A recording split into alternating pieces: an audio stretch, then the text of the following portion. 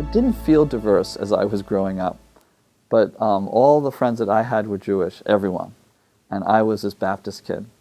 And there was so many traditions that were different between us. But what was extraordinary and so fortunate for me was that I was surrounded by these very generous families.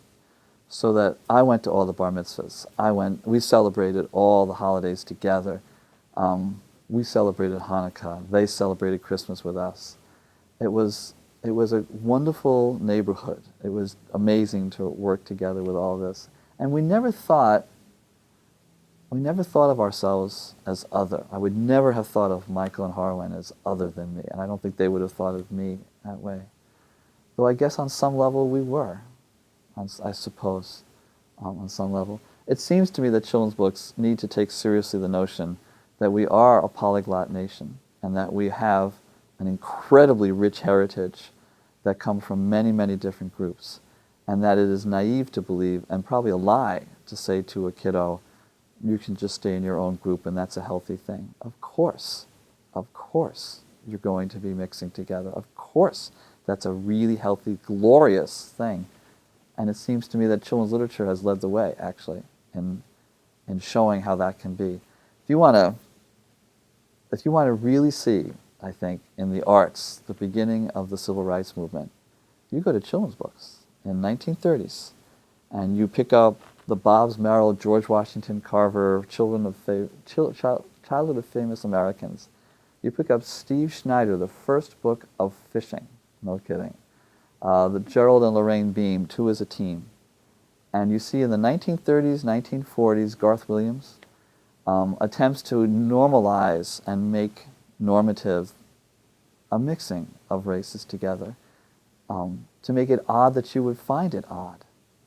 Two as a Team is this amazing book by the Beams.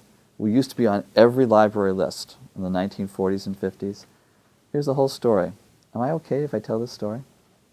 Two kids, they make a go-kart together, or they're trying to. They get in an argument, stupid. And so they go off each angry. They each make their own go-kart. And they then have a race.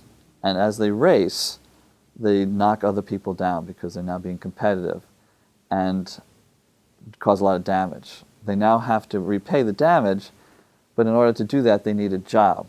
And there's a delivery boy job for one kiddo, but he has to have a wagon. So the two kids take the job together, take their two ruined wagons, make one, and then use the job in the. Now, as the story goes, as I tell it to you, this you can say, wow, this sounds really boring, and it isn't a great story. But what is never said in the text and what appears only in the illustrations is that one kid is African American and one kid is white. 1945 or something like that. Isn't that stunning? And it's just assumed, the assumption is, of course they can learn from each other and be a team. And it's only when they break apart that they cause the damage. The first book of fishing, I mean, what an innocuous title, banned all over the place. Because, no kidding, I'm not making this up, you open a page and there is a young boy fishing who is white and there is a young boy fishing who is African American. They're standing together, I'm not making this up, side by side on the shore. The book is banned because you don't do that, but you do.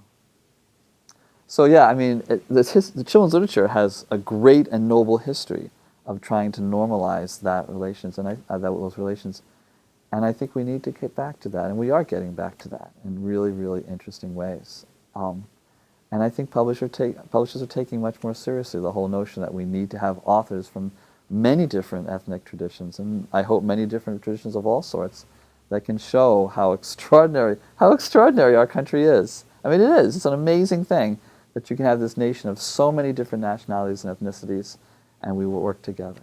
How incredible that is. Lord, we should all be so grateful for that.